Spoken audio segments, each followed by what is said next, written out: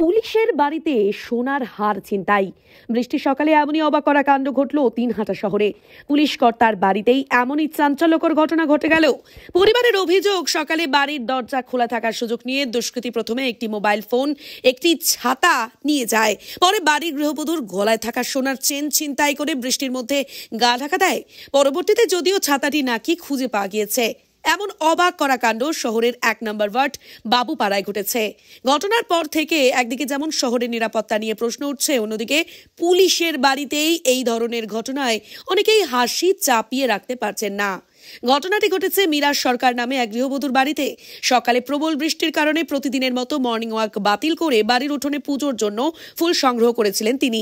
পরে বাথরুমে যান, কিন্তু সেই সময় বাড়ির খোলা গেট ও দরজা দিয়ে ঢুকে পড়ে এক মুখোশধারী দুষ্কৃতী। ঘরের ভেতরে থাকা স্বামী জগদীশ সরকারের মোবাইল ফোন, একটি ছাতা নিয়ে বেরিয়ে যাচ্ছিল সে। ঠিক তখনই বাথরুম থেকে বেরিয়ে এসে সামনে পড়ে যান মিরাজ সরকার।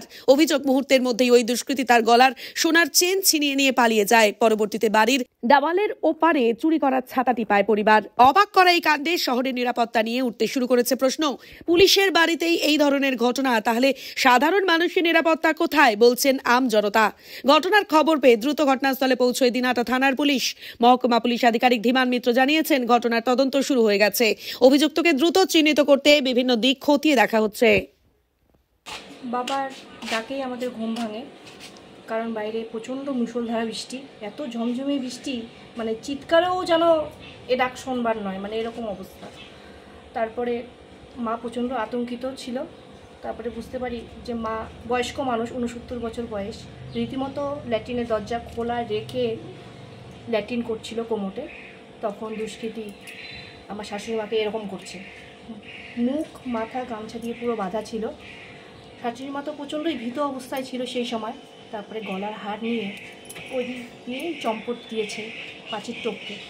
পরে আমরা যখন ঘরে সবাই মাকে নিয়ে গেলাম, তখন মানে ফোন করব, মানে আমার দাদাভাই, আমার ভাসুর আর কি, ওসি আলিপুরদুয়ারের দাদাভাইকে ফোন করব, তখন আমরা বুঝতে পারছি যে ফোনটাও নেই ঘরের।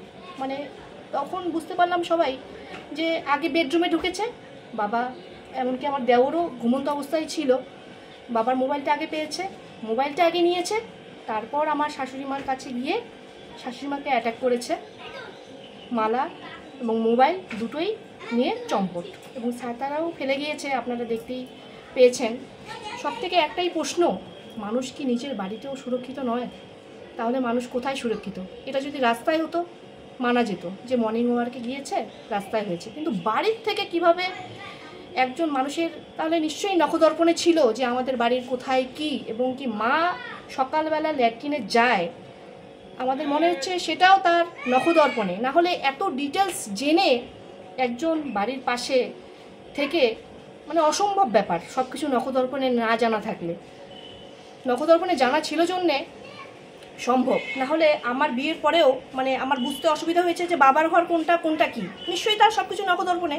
নাহলে বুঝতে পারলো কীভাবে যে ওই ঘরে যেতে হবে, মোবাইল এখানে রাখা আছে, মোবাইল নিতে হবে, প্লাস ওদিক দিয়ে টপকে যেতে হবে, কিভাবে? জানা না থাকলে এটা অসম্ভব ব্যাপার, নিশ্চয়ই জানা ছিল।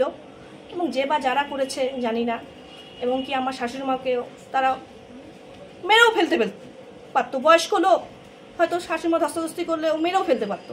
ভগবান বাঁচিয়েছে। একটাই মাননীয় উদয়নগুরুর কাছে অনুরোধ যে জেঠু যেন অবশ্যই এই ব্যাপারটা একটু তদন্ত করে, এবং যত তাড়াতাড়ি তদন্ত হোক আমরা তত তাড়াতাড়ি উপকৃত হব।